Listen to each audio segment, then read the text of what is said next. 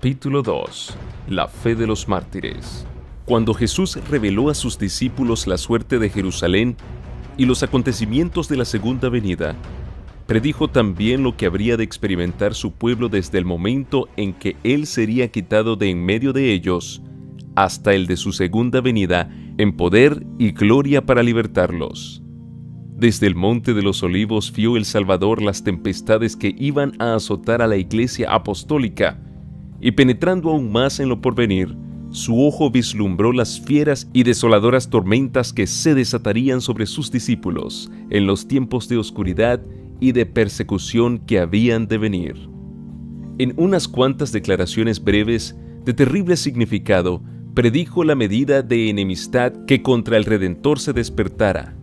Iba a manifestarse contra todos los que creyesen en su nombre. La historia de la iglesia primitiva atestigua que se cumplieron las palabras del Salvador. Los poderes de la tierra y del infierno se coligaron para atacar a Cristo en la persona de sus discípulos. El paganismo previó que de triunfar el Evangelio, sus templos y sus altares serían derribados, y reunió sus fuerzas para destruir el cristianismo.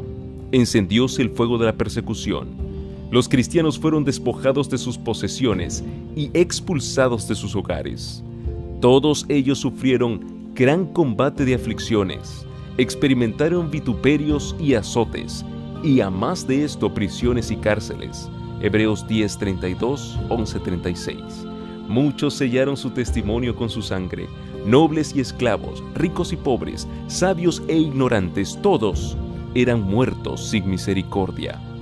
Estas persecuciones, que empezaron bajo el imperio de Nerón, cerca del tiempo del martirio de San Pablo, continuaron con mayor o menor furia por varios siglos.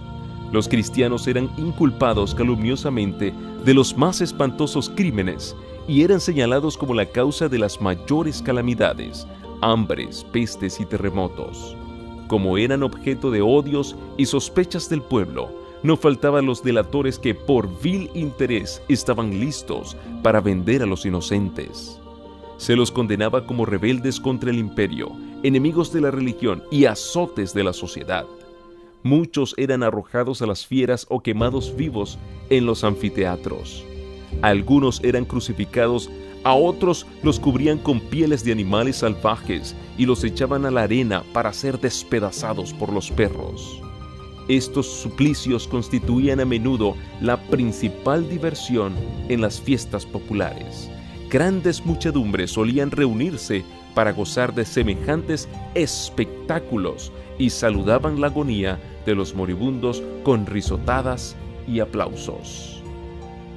Doquiera fuesen los discípulos de Cristo en busca de refugio, se les perseguía como a animales de rapiña. Se vieron pues obligados a buscar escondite en lugares desolados y solitarios. Anduvieron destituidos, afligidos, maltratados, de los cuales el mundo no era digno, andando descaminados por los desiertos y por las montañas, y en las cuevas y en las cavernas de la tierra. Hebreos 11:37 y 38. Las catacumbas ofrecieron refugio a millares de cristianos. Debajo de los cerros, en las afueras de la ciudad de Roma, se habían cavado a través de tierra y piedra largas galerías subterráneas, cuya oscura e intricada red se extendía leguas más allá de los muros de batalla. Muchos mártires de la fe de Cristo se levantarán de entre aquellas cavernas tenebrosas. En las persecuciones más encarnizadas, estos testigos de Jesús conservaron su fe sin mancha, a pesar de verse privados de toda comodidad y aún de la luz del sol mientras moraban en el oscuro pero benigno seno de la tierra. No profirieron quejas. Con palabras de fe, paciencia y esperanza se animaban unos a otros para soportar la privación y la desgracia. La pérdida de todas las bendiciones temporales no pudo obligarlos a renunciar a su fe en Cristo. Las pruebas y la persecución no eran sino peldaños que los acercaban más al descanso y a la recompensa. Como los siervos de Dios en los tiempos antiguos, muchos fueron muertos a palos, no admitiendo la libertad para alcanzar otra resurrección mejor. Recordaban que su maestro había dicho que cuando fuesen perseguidos por causa de Cristo, debían regocijarse mucho, pues grande sería su galardón en los cielos, porque así fueron perseguidos los profetas antes que ellos. Se alegraban de que se los hallara dignos de sufrir por la verdad, y entonaban cánticos de triunfo en medio de las crepitantes hogueras. Mirando hacia arriba por la fe, veían a Cristo y a los ángeles que desde las almenas del cielo los observaban con el mayor interés y apreciaban y aprobaban su entereza. Descendía del trono de Dios hasta ellos una voz que decía: «Sé fiel hasta la muerte, y yo te daré la corona de la vida». Apocalipsis 2:10. Vanos eran los esfuerzos de Satanás para destruir la iglesia de Cristo por medio de la violencia. La gran lucha en que los discípulos de Jesús entregaban la vida no cesaba cuando estos fieles portaestandartes caían en su puesto, triunfaban por su derrota. Los siervos de Dios eran sacrificados, pero su obra seguía siempre adelante. El evangelio cundía más y más, y el número de sus adherentes iba en aumento. Alcanzó hasta las regiones inaccesibles para las águilas de Roma, dijo un cristiano, reconviniendo a los jefes paganos que atizaban la persecución: «Atormentadnos, condenadnos, desmenuzadnos, que vuestra maldad es la prueba de nuestra inocencia. De nada os vale vuestra crueldad». No era más que una instigación más poderosa para atraer otros a su fe. Más somos cuanto más derramáis más sangre, que la sangre de los cristianos es semilla. Miles de cristianos eran encarcelados y muertos, pero otros los reemplazaban, y los que sufrían el martirio por su fe quedaban asegurados para Cristo y tenidos por Él como conquistadores. Habían peleado la buena batalla y recibirían la corona de gloria cuando Cristo viniese. Los padecimientos unían a los cristianos unos con otros y con su Redentor. El ejemplo que daban en vida y su testimonio al morir era una constante atestación de la verdad, y donde menos se esperaba, los súbditos de Satanás abandonaban su servicio y se alistaban bajo el estandarte de Cristo.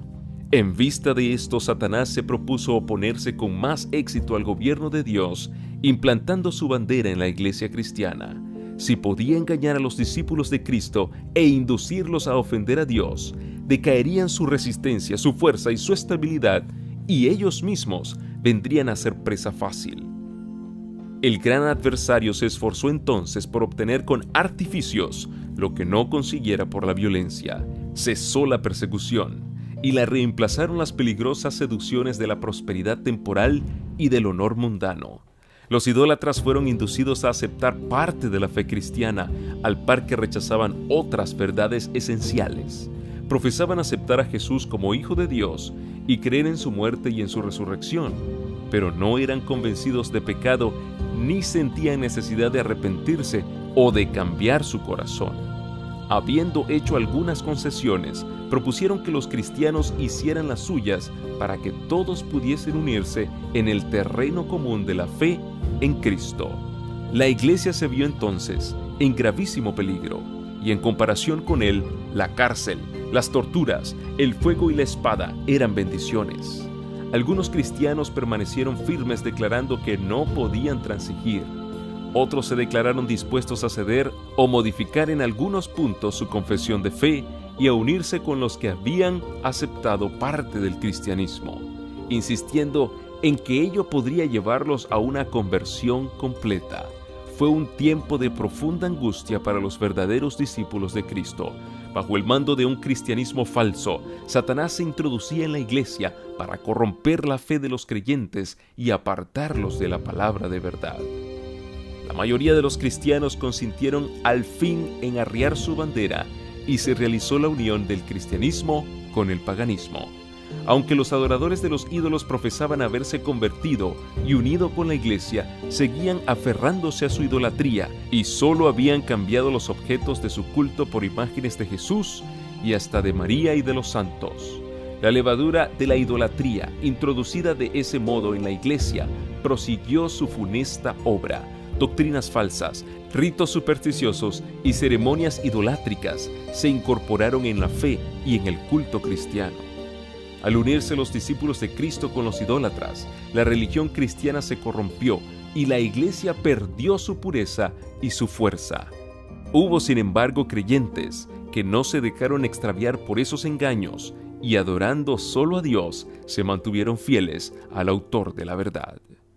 Entre los que profesan el cristianismo han habido siempre dos categorías de personas: la de los que estudian la vida del Salvador y se afanan por corregir sus defectos y asemejarse al que es nuestro modelo, y la de aquellos que rehúyen las verdades sencillas y prácticas que ponen de manifiesto sus errores.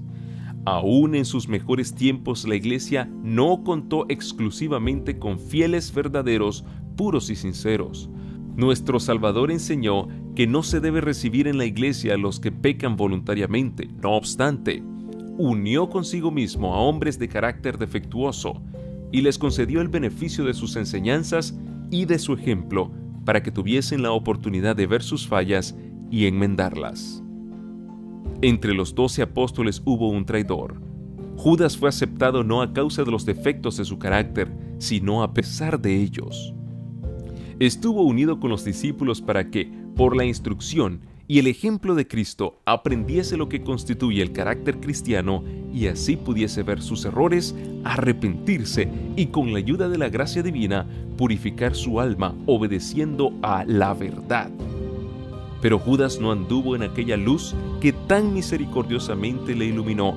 Antes bien, abandonándose al pecado, atrajo las tentaciones de Satanás. Los malos rasgos de su carácter llegaron a predominar. Entregó su mente al dominio de las potestades tenebrosas. Se airó cuando sus fallas fueron reprendidas y fue inducido a cometer el espantoso crimen de vender a su maestro. Así también obran todos los que acarician el mal mientras hacen profesión de piedad y aborrecen a quienes les perturban la paz, condenando su vida de pecado. Como Judas, en cuanto se les presente la oportunidad, traicionarán a los que para su bien les han amonestado. Los apóstoles se opusieron a los miembros de la iglesia que, mientras profesaban tener piedad, daban secretamente cabida a la iniquidad. Ananías y Zafira fueron engañadores que pretendían hacer un sacrificio completo delante de Dios cuando en realidad guardaban para sí con avaricia parte de la ofrenda. El Espíritu de verdad reveló a los apóstoles el carácter verdadero de aquellos engañadores y el juicio de Dios libró a la iglesia de aquella inmunda mancha que empañaba su pureza. Esta señal evidente del discernimiento del Espíritu de Cristo en los asuntos de la iglesia llenó de terror a los hipócritas y a los obradores de maldad. No podían estos seguir unidos a los que eran en hábitos y en disposición fieles representantes de Cristo, y cuando las pruebas y la persecución vinieron sobre estos, solo los que estaban resueltos a abandonarlo todo por amor a la verdad quisieron ser discípulos de Cristo. De modo que, mientras continuó la persecución, la iglesia permaneció relativamente pura, pero al cesar aquella, se adhirieron a esta conversos menos sinceros y consagrados, y quedó preparado el terreno para la penetración de Satanás. Pero no hay unión entre el príncipe de luz y el príncipe de las tinieblas, ni puede haberla entre los adherentes del uno y los del otro. Cuando los cristianos consintieron en unirse con los paganos que solo se habían convertido a medias, entraron por una senda que les apartó más y más de la verdad. Satanás se alegró mucho de haber logrado engañar a tan crecido número de discípulos de Cristo. Luego ejerció aún más su poder sobre ellos y los indujo a perseguir a los que permanecían fieles a Dios. Los que habían sido una vez defensores de la fe cristiana eran los que mejor sabían cómo combatirla, y estos cristianos apóstatas, junto con sus compañeros semipaganos, dirigieron sus ataques contra los puntos más esenciales de las doctrinas de Cristo. Fue necesario sostener una lucha desesperada por parte de los que deseaban ser fieles y firmes contra los engaños y las abominaciones que, envueltos en las vestiduras sacerdotales, se introducían en la iglesia. La Biblia no fue aceptada como regla de fe. A la doctrina de la libertad religiosa se la llamó herejía, y sus sostenedores fueron aborrecidos y proscritos. Y es que vieron que dicho rompimiento era de todo punto necesario si querían obedecer la palabra de Dios. No se atrevían a tolerar errores fatales para sus propias almas y dar así un ejemplo que ponía en peligro la fe de sus hijos y la de los hijos de sus hijos. Para asegurar la paz y la unidad, estaban dispuestos a cualquier concesión que no contrariase su fidelidad a Dios, pero les parecía que sacrificar un principio por amor a la paz era pagar un precio demasiado alto. Si no se podía asegurar la unidad sin comprometer la verdad y la justicia, más valía que siguiesen las diferencias y aún la guerra. Bueno sería para la Iglesia y para el mundo que los principios que aquellas almas vigorosas sostuvieron revivieran hoy en los corazones de los profesos hijos de Dios. Nótase hoy una alarmante indiferencia respecto de las doctrinas que son como las columnas de la fe cristiana. Está ganando más y más terreno la opinión de que, al fin y al cabo, dichas doctrinas no son de vital importancia. Semejante degeneración del pensamiento fortalece las manos de los agentes de Satanás, de modo que las falsas teorías y los fatales engaños que en otros tiempos eran rebatidos por los fieles que exponían la vida para resistirlos, encuentran ahora aceptación por parte de miles y miles que declaran ser discípulos de Cristo. No hay duda de que los cristianos primitivos fueron un pueblo peculiar. Su conducta intachable y su fe inquebrantable constituían un reproche continuo que turbaba la paz del pecador. Aunque pocos en número, escasos de bienes, sin posición ni títulos honoríficos, aterrorizaban a los obradores de maldad dondequiera que fueran conocidos su carácter y sus doctrinas. Por eso los odiaban los impíos, como Abel fue aborrecido por el impío Caín. Por el mismo motivo que tuvo Caín para matar a Abel, los que procuraban librarse de la influencia refrenadora del Espíritu Santo daban muerte a los hijos de Dios. Por ese mismo motivo los judíos habían rechazado y crucificado al Salvador, es a saber, porque la pureza y la santidad del carácter de éste constituían una reprensión constante para su egoísmo y corrupción. Desde el tiempo de Cristo hasta hoy, sus verdaderos discípulos han despertado el odio y la oposición de los que siguen con deleite los senderos del mal. ¿Cómo pues puede llamarse el Evangelio un mensaje de paz? Cuando Isaías predijo el nacimiento del Mesías, le confirió el título de Príncipe de Paz. Cuando los ángeles anunciaron a los pastores que Cristo había nacido, cantaron sobre los valles de Belén: Gloria en las alturas a Dios y en la tierra paz, buena voluntad para con los hombres. Lucas 2:14. Hay contradicción aparente entre estas declaraciones proféticas y las palabras de Cristo. No vine a traer paz sino espada. Mateo 10:34. Pero si se las entiende correctamente, se nota armonía perfecta entre ellas. El Evangelio es un mensaje de paz. El cristianismo es un sistema que, de ser recibido y practicado, derramaría paz, armonía y dicha por toda la tierra. La religión de Cristo unirá en estrecha fraternidad a todos los que acepten sus enseñanzas. La misión de Jesús consistió en reconciliar a los hombres con Dios, y así a unos con otros, pero el mundo, en su mayoría, se halla bajo el dominio de Satanás, el enemigo más encarnizado de Cristo.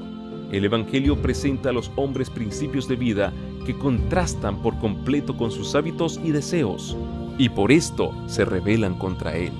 Aborrecen la pureza que pone de manifiesto y condena sus pecados, y persiguen y dan muerte a quienes los instan a reconocer sus sagrados y justos requerimientos. Por esto, es decir, por los odios y disensiones que despiertan las verdades que trae consigo, el Evangelio se llama una espada.